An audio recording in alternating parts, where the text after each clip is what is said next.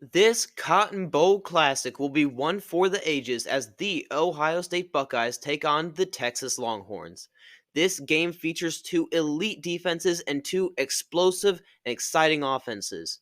These are also two of the biggest brands in college football, and I guarantee you this game will not disappoint. And I am super excited to go into some deep analysis in my preview of this game. So, welcome into the College Football 360 YouTube channel where I create content from all angles of the game, from recruiting and portal news to in depth previews and predictions like this video, instant reactions, and so much more. Plus, I have a lot of interesting and thought provoking offseason content that I'll be releasing very soon after the national championship. So, I don't run this show through the football season like some other college football channels do. I run this show all year long. So if you like the content, please subscribe and be one of the first 500 to subscribe here on the College Football 360 YouTube channel. I would also really appreciate it if you like this video. That way we can get the video into the algorithm for more college football fans such as yourself. Lastly, comment down below in the pinned comment right now what your final score prediction is.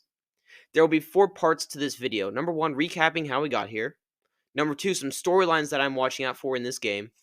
Number 3, and this will probably be the longest segment, my in-depth positional power ratings, and that will be a very fun segment.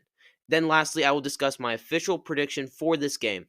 Now, with all of that being said, sorry for the longer intro, but without further ado, let's dive right in. Okay, this segment won't take more than a couple minutes, but let's just refresh ourselves. The last time out for Ohio State, they dethroned the number 1 seed, and this was not just the number 1 seed, it was the number 1 team in the country for a long time. It was the number 1 team in the country since October when Oregon defeated Ohio State. I think that's when they jumped to number 1, and they were number 1 for a long time.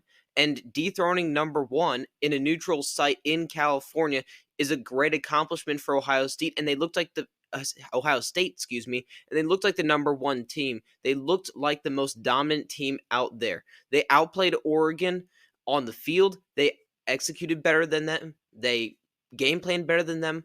And just everything was going Ohio State's way. And they now have all the momentum in the world. First, they beat a Tennessee team who a lot of people thought could beat Ohio State.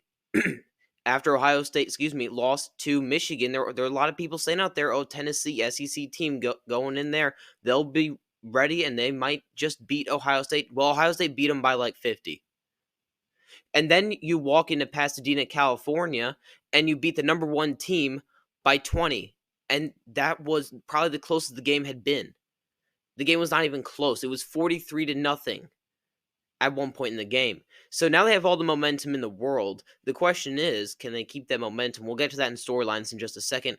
And this is how I graded them out. Their offense was great. Their defense was elite in the game. Don't let the 21 points scare you or whatever. This defense was flying around, making all the plays. Oregon went 6 straight possessions without points. And this is Oregon we're talking about. Oregon is the number 1 team and should come in the polls next year as a top 3 team. They are that good. And their special teams was good. Their special teams didn't hurt them at all, and they were just right there.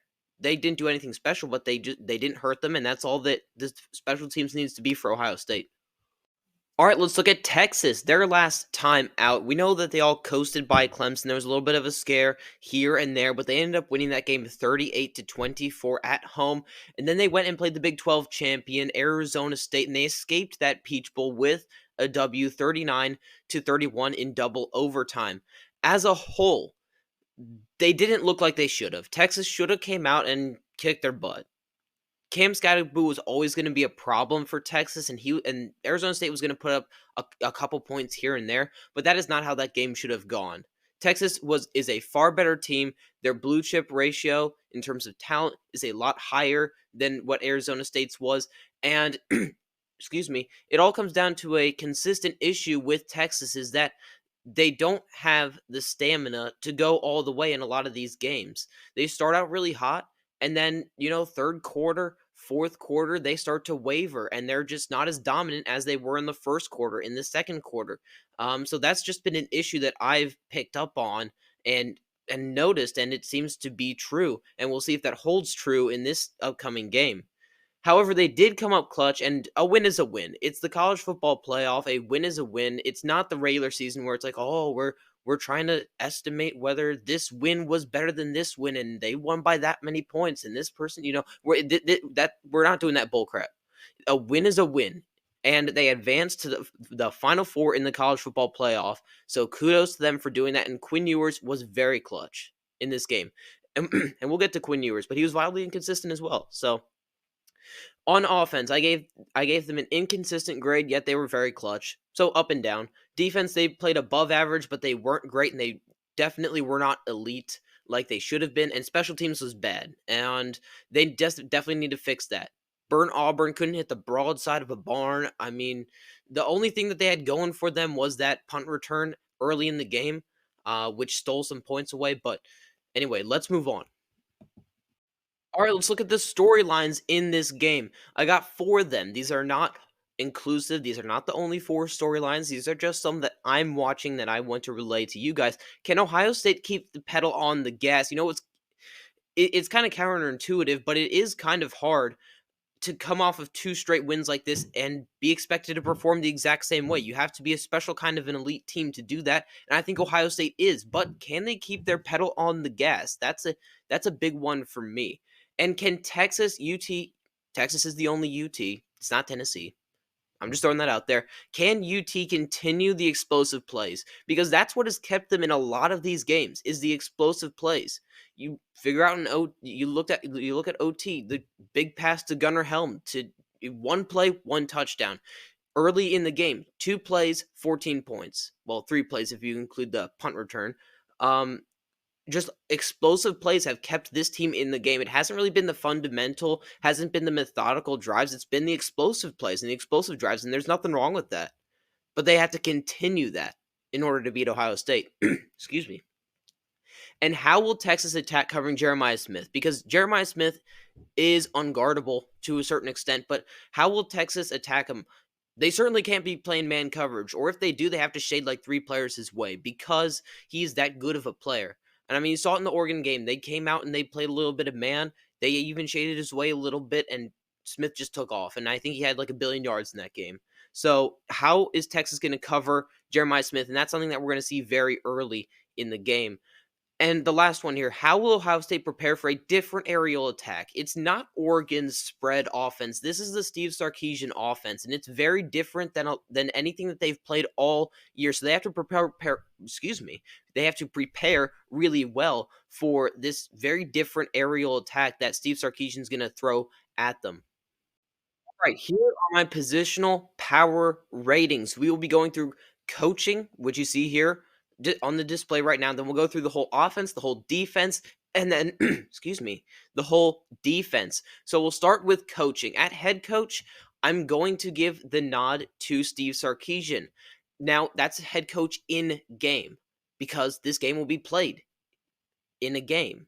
That sounds weird, but Steve Sarkisian as a head coach, there's nothing really wrong with his timeout usage, in my opinion. He commands the offense, and this will tie into the offensive coordinator. He commands the offense. He draws up all the offense. He calls all the offensive plays, and he is an elite head coach in game. I can't really say the same about Ryan Day. Ryan Day is an elite or you could say program manager. He is an elite at that. And if you were to power rank them amongst the others, they'd be very close. But in the game that is about to be played, I'm going to give the head coaching nod to Texas. At offensive coordinator, I don't trust Chip Kelly enough. I think he's too inconsistent. And I'm just going to say that Steve Sarkisian is their offensive coordinator because he is. He calls all the plays. He does all that. So I'm going to give the nod to Texas there as well. At defensive coordinator, Jim Knowles and his identity and his defense, all of that contribute to a dominant Ohio State defense that ranks number 1. There's no team that is better at defense than them, and I respect that. Even though Texas has a top 3, top 5 defense as well, I have to give the nod to Jim Knowles and their defense. On special teams, I also have to give the nod to Ohio State as well. And then when you come to assistants, I'm going to give the nod to Ohio State as well. Brian Hartline, the assistant offensive coordinator and wide receivers coach, he's really, really good. And I don't know how that he's still at Ohio State as an assistant. I mean, he interviewed for the West Virginia head coaching job. He's interviewed for a couple head coaching jobs, but he likes Ohio State and he's there, and he very easily could be a head coach somewhere. He very easily could be an offensive coordinator, the main offensive coordinator at a different place. But Brian Hartline is committed to Ohio State, and he has trained some of the best wide receivers ever out there. Look at Marvin Harrison Jr. Look at Garrett Wilson, Chris Olave, Jackson Smith, and Jigba, and now you got Jeremiah Smith. He's coached every single one of those guys. You also look at Carlos Locklin, first-year running back coach, and he's transformed this running back room. He's helped both running backs, Quinshon Judkins and Travion Henderson, become elite and step up their game. Tim Walton, the cornerback safety coach, he's coached up the most elite secondary in the nation. And a lot of these coaches come in with tons of credentials, whatnot. And for Texas, when it comes to assistants as well, because they have some good ones, D-line coach Kenny Baker, he was a great assistant at the NFL level, and he had 11 years experience at the college level coaching as well. Safeties coach Blake Gideon, he's very underrated. He served time at Ole Miss, Houston, Florida, and Auburn. Those are some really powerhouse programs. So both teams have some very good assistants. I just think that Ohio State's assistants are slightly better. But these are two really, really good coaching staffs on both sides. But I'll give the slight nod to Ohio State when it comes to overall coaching. Okay, so now we will move on to the positional power rating offense. I hope you guys get how this goes. If it's in the burnt orange, I give the edge to Texas when it comes to that category. If it's in the red, I give it to Ohio State. This is how I do it for all of my positional power ratings. Okay, coaching, we already talked about that in the last segment. On the offensive side, coaching, I give the nod to Texas.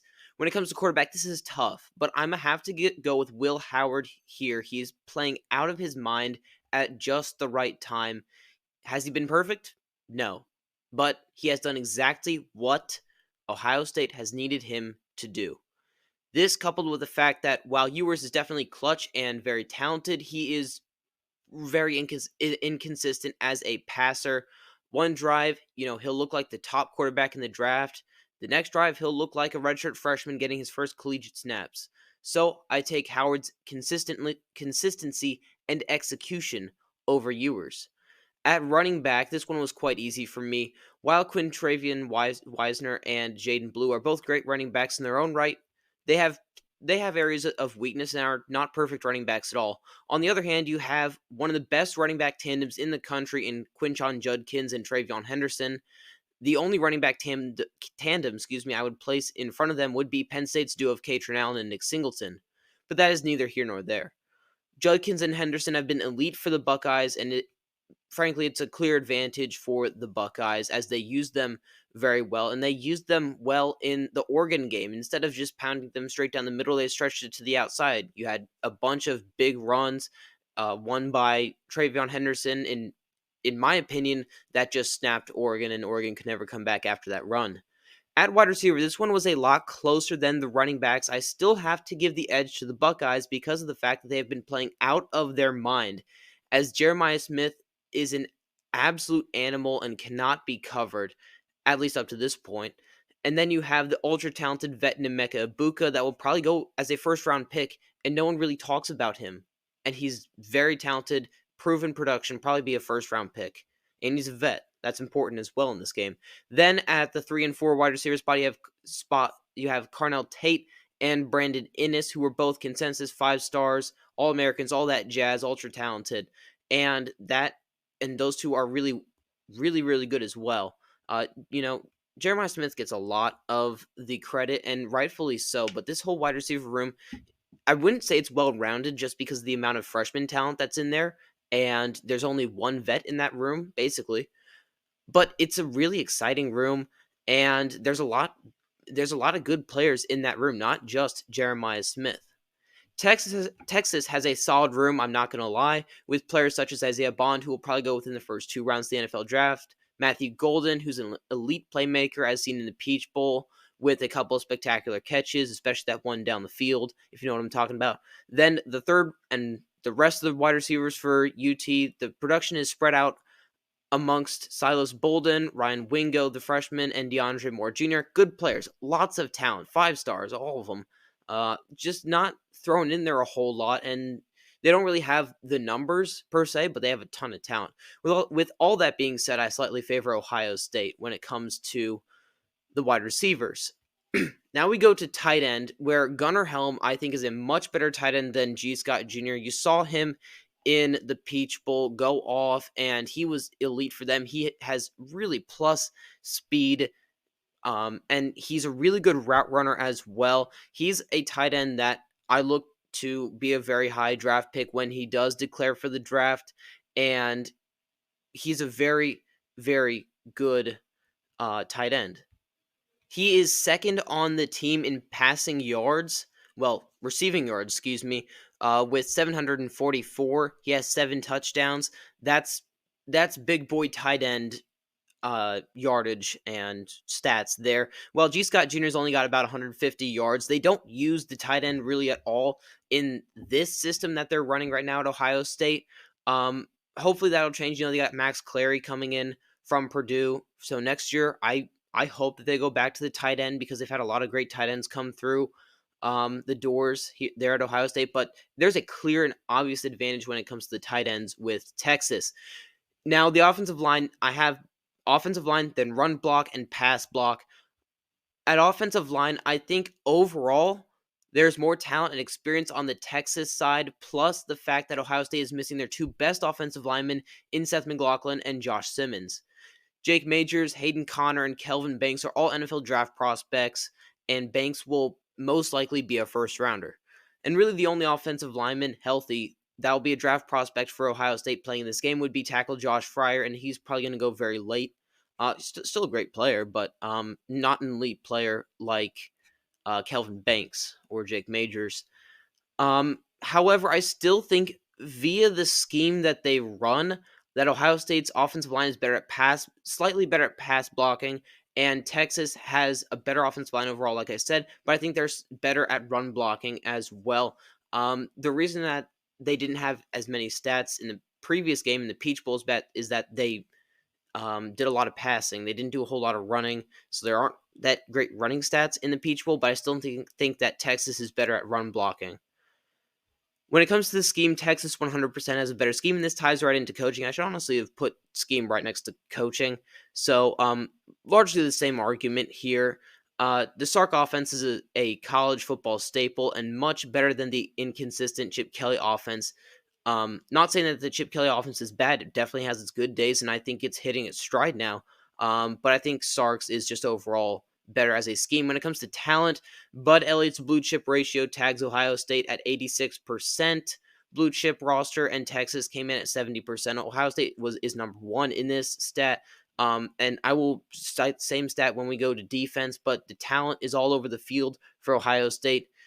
I mean, when you go back and look at the starage, there's nobody out there lower than a very, very high 4-star. Everyone's a 5-star. Everyone's a very high 4-star on in this unit, and the backups and everything. So when it comes to offense, I give the slight edge to Ohio State. Slight edge. They're 2 very different offenses, but similar in the fact that they are both offenses in which they execute well, and they're both just very competent offenses. All right, now we will go to the defense. It looks a little lopsided, but I will explain how it is closer than what my graphic indicates. We'll start with the run defense and the pass defense. The pass D and the run D. If you look toward the bottom of the graphic, in the rush defense, I'm going to favor Ohio State. They throttled 2 extremely good rushing units in the playoffs with first Tennessee and now in the Rose Bowl with Oregon. Did it help that both Tennessee and Oregon were playing from behind the whole time? Yeah. But frankly, I don't care. This is one of the best run defenses in college football. Pass defense, by statistical analysis, these 2 teams are 1 and 2 in all of football in pass defense. Just 2 incredible pass rushes. And I think that's how I will decide, how I have decided, which one of these 2 has the slight edge. It really is splitting hairs because both of these pass defenses are incredible. But the sack numbers are as follows. Texas has 44 total team sacks. Colin Simmons, the linebacker, leads the team with 9. Anthony Hill Jr. has 7.5. And Trey Moore and Barron Sorrell both have 5.5. Ohio State has 47 total team sacks, which is 3 more than Texas. JT Tuimoloau leads the team with 10, followed by Jack Sawyer with 8 and Cody Simon at 7. With those numbers being said, again, really, really close. I'm going to have to go with Ohio State over UT in the pass rush department. And overall defensive line going to Ohio State. Tyleik Williams, Ty Hamilton, all those guys stuff in the run D. Really, really good players. Linebackers, this was very close, but in my mind, I think that Texas has the slight edge with their linebackers because they are fast, they are physical, and they can cover plus rush the passer. These are 5-tool guys. Players like Anthony Hill Jr., Trey Moore, Colin Simmons. This linebacker unit is probably one of the best in the nation in terms of them being 5-tool linebackers. They can do everything. And I can't necessarily say the same about all the Ohio State linebackers as well. That's not to discredit or talk down on these players, such as Jack Sawyer, Sonny Styles, or Cody Simon. But I believe that Texas is just better at linebacker. Ohio State's linebackers are phenomenal. Like, we're talking in all of this, before you put all your angry comments down below, we're talking about the 2 best defenses in college football. Or at the very least, 2 top 3 defenses in college football. It's the margin that I'm going here. I'm splitting hairs quite literally with pretty much all of this. There's only one area where I think that a team has an advantage, and we'll get to that in a second. Corners, the cornerbacks. I personally think that Denzel Burke is an awesome player, but I don't think that Davison Igbinosun and Jordan Hancock they're good players. They're really good players, but they can sometimes be liabilities in the passing games at times with penalties, especially with Igbinosun.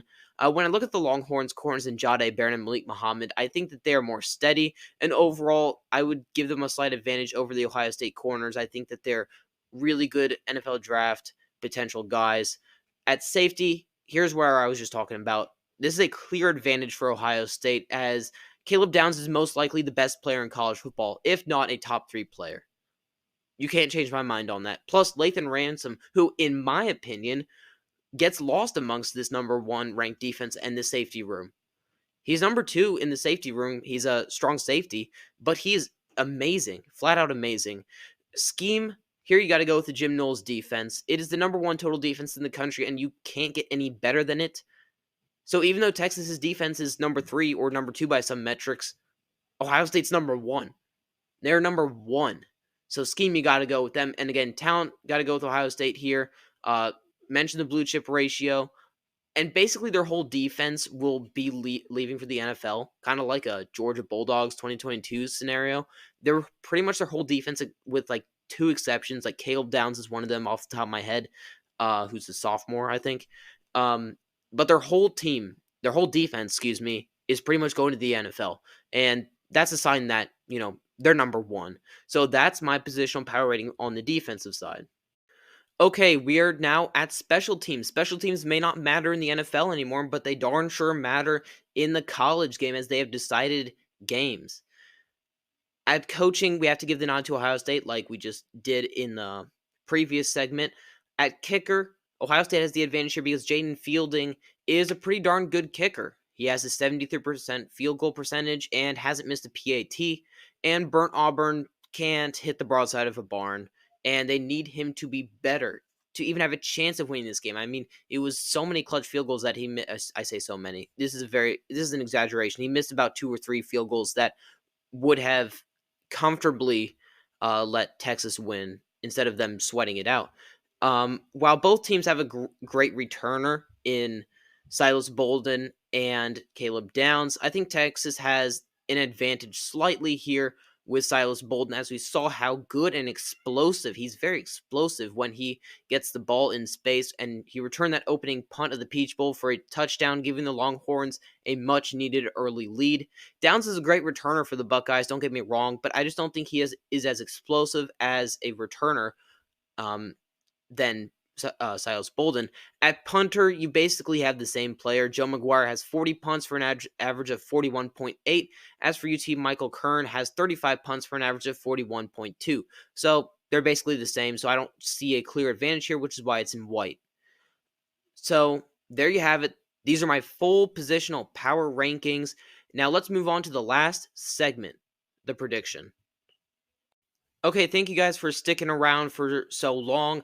If you have come to the end of the video here, like it, subscribe. That's the only thing I really ask is subscribe. That's the number one thing we need to get our subscriber numbers up, and you can help by doing that. Subscribe right now. My prediction for this game is that Texas's inconsistency on offense will be its downfall. I think the Buckeyes score 34 points to the Longhorns 24. I think it'll be a very close, a very entertaining game, but I think Ohio State will win this one by 10 points. Let me know your thoughts down below, and I will see you guys in the next one. I will have a prediction. I will have a video out exactly formatted like this for the Penn State Notre Dame game. That should be out very soon as well. So if it's already out, go watch it. But stay tuned for that as well. So turn that notification bell on, and I will see you guys in the next one.